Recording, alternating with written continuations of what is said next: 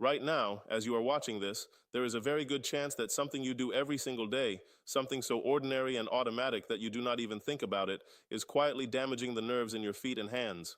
And the most unsettling part is not the numbness itself, or the tingling, or that strange buzzing sensation that seems to appear out of nowhere. The most unsettling part is that millions of older Americans are experiencing these exact symptoms right now and chalking them up to just getting older, never realizing that a specific daily habit is making the problem worse every single day. So if you have been feeling that pins and needles sensation in your toes, or that odd numbness that creeps up from your feet at night, or that tingling in your fingers that nobody seems to be able to fully explain, I need you to stay right here with me, because what I am about to share with you today might be the most important thing you hear all year. I want to be very clear from the start. This is not about fear, this is about information, because the difference between people who reverse these symptoms and people who live with them for years often comes down to one thing, and that is knowing what is actually causing the problem in the first place. And once you know that, once you really understand what is happening inside your body, the path forward becomes much clearer than you might expect. Before we get into everything, if you are new here and you have been looking for a channel that gives you honest, practical, research-based health information for people over 50, please hit that subscribe button right now and give this video a like. At Dr. Alex Morgan Aging Wellness Lab, this is exactly what we do every single week. We break down complex health topics into simple, actionable information that you can actually use in your daily life. Now let us talk about what is really going on with your feet and your hands, because this goes deeper than most people realize. Let me start by painting a picture that I think a lot of you will recognize. You are sitting in your favorite chair in the evening, maybe watching television or reading, and after about 30 or 40 minutes you notice it, that familiar tingling in your feet, or maybe it happens in bed at night, that buzzing numbness in your toes that makes it hard to fall asleep, or perhaps you wake up in the morning and your hands feel stiff and tingly, almost like they fell asleep even though you were sleeping yourself. You shake them out, you move around. Sometimes it gets better, sometimes it does not. And every time it happens, there is that quiet question in the back of your mind. What is this? Why does it keep happening? And should I be worried? These symptoms have a name, peripheral neuropathy. And while that might sound like a complicated medical term, what it really means is simply damage or dysfunction of the nerves that serve your extremities, your feet, your hands, your lower legs, and your lower arms. These peripheral nerves are responsible for sending signals back and forth between your brain and the outermost parts of your body. They tell you when the floor is cold, when you are touching something sharp, when your foot needs to adjust its position for balance. They are essential, and when they are not working properly, the effects ripple outward in ways that go far beyond just the tingling itself. Now here's the critical question. Why do so many people over 60 develop peripheral neuropathy?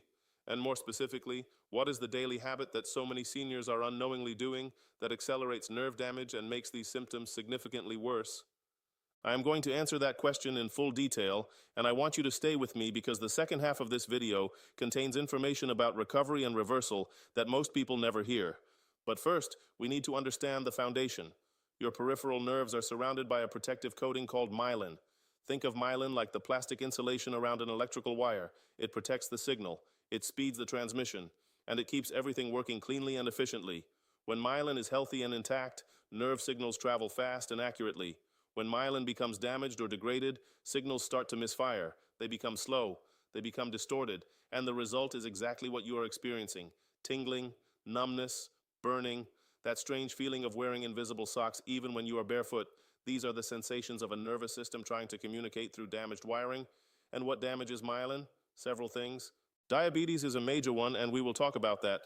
Vitamin deficiencies, particularly B12, are enormously important and dramatically underappreciated. Certain medications can damage peripheral nerves over time. Alcohol consumption is a documented nerve toxin, but there is one daily habit, one lifestyle behavior that is so common among older adults, so deeply ingrained and so consistently overlooked by the medical system that it deserves its own conversation, and that is prolonged, uninterrupted sitting. I know, that might not be what you expected, but I want you to hear this fully because the connection between extended sitting and peripheral neuropathy is more direct, more serious, and more reversible than most people have been told. When you sit for long periods, particularly in a standard chair or on a couch, several things happen to the nerves in your lower body simultaneously. First, the position of the hips and the knees creates compression points where nerves pass through relatively narrow corridors. The sciatic nerve, the femoral nerve, and the peroneal nerve, which wraps around the outside of the knee, are all vulnerable to pressure-related dysfunction during prolonged sitting. When these nerves are compressed even mildly for hours at a time, day after day, week after week, they respond with exactly the symptoms we have been describing. Tingling, numbness, weakness. Second, and this is something that most people never consider, prolonged sitting dramatically reduces circulation to the peripheral nerves. Nerves are living tissue.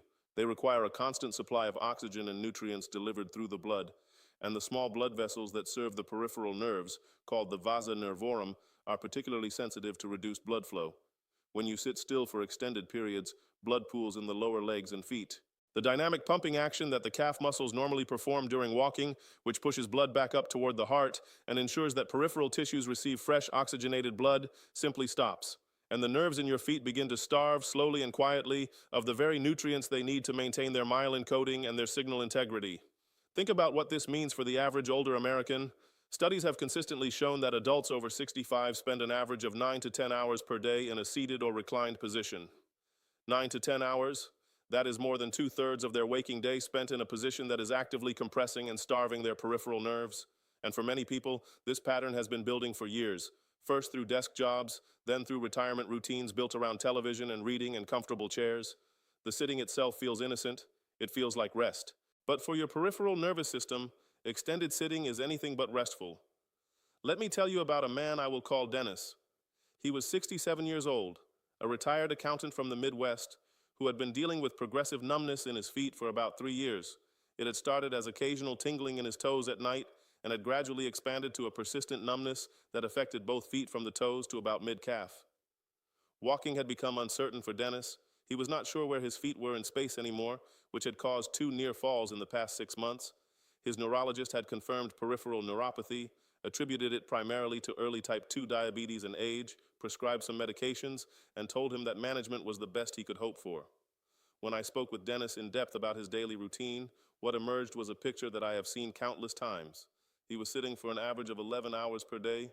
He would wake up, have his coffee sitting at the kitchen table for an hour, move to his recliner for the morning where he watched news programs for 2 to 3 hours, sit at his computer for email and bills, eat lunch sitting down, return to his recliner for the afternoon, sit at the dinner table, and then spend the evening in front of the television until bedtime. He was walking, by his own estimate, perhaps 10 to 15 minutes per day in total. And this pattern had been his reality since retiring 4 years earlier. Dennis had been given diabetes management advice, dietary advice, medication guidance. What he had never been given was a clear, direct explanation of how his sitting pattern was actively undermining every other intervention he was trying. His medications could not overcome 11 hours of daily nerve compression and vascular starvation. His dietary improvements could not compensate for the circulation shutdown that his sedentary pattern was creating every single day. He was trying to fill a bucket that had a hole in the bottom and nobody had ever pointed at the hole. Now I want to talk about something that connects directly to the sitting problem, but that operates through a completely different mechanism, and that is the role of blood sugar in peripheral neuropathy.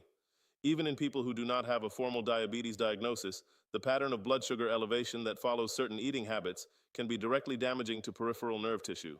Here is the mechanism. When blood sugar spikes after a meal, particularly a meal high in refined carbohydrates or sugar, the excess glucose in the bloodstream attaches to proteins in a process called glycation. And the myelin proteins that coat your peripheral nerves are among the most vulnerable targets for this glycation process. Every time blood sugar spikes significantly, a small amount of additional glycation damage accumulates in your nerve tissue. Over years of repeated spikes, this damage adds up to measurable symptomatic neuropathy. This is why peripheral neuropathy is so common in diabetics. But here is the part that gets overlooked. You do not need a diabetes diagnosis for this process to be happening in your body. Prediabetes, which affects nearly 1 in 3 American adults and is largely undiagnosed, produces the same blood sugar spike patterns that cause glycation damage, just at a somewhat lower intensity. And even in people with completely normal fasting blood sugar, certain dietary patterns can produce post-meal blood sugar spikes that drive this damage over time. If you are eating a lot of white bread, white rice, pasta, sugary beverages, or processed snack foods on a daily basis, your peripheral nerves may be paying a price that your fasting blood glucose level will never reveal, and this is where things become really important. Because the combination of prolonged sitting and post-meal blood sugar spikes creates a compounding effect that is far worse than either factor alone. After a high-carbohydrate meal, your blood sugar rises. If at that moment you are also sitting in a recliner with your legs elevated, which many older adults do precisely after meals, you have created a situation where elevated blood glucose is flowing through blood vessels that are already delivering reduced circulation to your nerve tissue because of the sitting position. The glycation damage is happening in tissue that is already oxygen deprived. It is like trying to repair a building during a storm while someone simultaneously cuts off the supply of building materials. The next part is very important, and it is something that most mainstream conversations about neuropathy either skip entirely or mention only briefly: the role of specific nutrient deficiencies in nerve health. And at the top of this list, above every other vitamin and mineral, is vitamin B12. Vitamin B12 is so fundamentally essential to the health of the myelin sheath that a deficiency of this one nutrient can produce peripheral neuropathy that is clinically indistinguishable from diabetic neuropathy. The tingling, the numbness, the burning feet, the impaired balance, all of it, from one missing vitamin. And the alarming reality is that vitamin B12 deficiency is extraordinarily common in older adults for reasons that most people have never been told. After the age of 50, the stomach's ability to produce a substance called intrinsic factor, which is essential for absorbing B12 from food, declines significantly in many people. This means that even if you are eating plenty of B12-rich foods like meat, eggs, and dairy, your body may be absorbing only a fraction of what it needs. Your blood levels of B12 might test in the technically normal range, while your nerve tissue is still being slowly depleted, because standard blood tests measure total B12 rather than the active functional form that your nerves can actually use. There is more. One of the most widely prescribed medications in the country, metformin, which is used to treat type 2 diabetes and prediabetes, has been shown in multiple studies to significantly deplete B12 levels over time. The tragic irony of this is that many older adults are taking metformin precisely because they have diabetes, the very condition most associated with peripheral neuropathy, and the medication they are taking to manage that condition is depleting the vitamin most essential for protecting their nerves. This is a conversation that needs to happen in every doctor's office with every older patient on metformin, and in my experience, it happens far too rarely. Beyond B12, the other nutrients most directly involved in peripheral nerve health include vitamin D, which modulates nerve growth and repair, magnesium, which is essential for nerve signal transmission, and alpha-lipoic acid, a powerful antioxidant that has been shown in multiple clinical trials to reduce neuropathy symptoms and support nerve regeneration.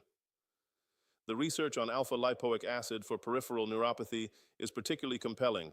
It has been used clinically in Germany for decades and has accumulated a substantial body of evidence supporting its effectiveness, specifically for the tingling, burning, and numbness associated with diabetic and non-diabetic neuropathy alike. Let us now talk about something that I consider one of the most hopeful aspects of this entire conversation. Peripheral nerves, unlike many other types of tissue, have a genuine capacity for regeneration under the right conditions. Nerve regeneration is slow. It happens at a rate of roughly 1 millimeter per day under optimal conditions, but it does happen, and the conditions that support nerve regeneration are specific, they are achievable, and they are significantly within your control. The first and most impactful thing you can do, starting today, is break your sitting time into shorter intervals. The research on this is very consistent. Getting up and moving for just 2 to 5 minutes every 30 to 45 minutes of sitting produces a measurable improvement in peripheral circulation and a significant reduction in nerve compression. You do not need to go for a long walk, although walking is wonderful, and we will talk about that. You just need to stand up, take a few steps, rotate your ankles, march in place.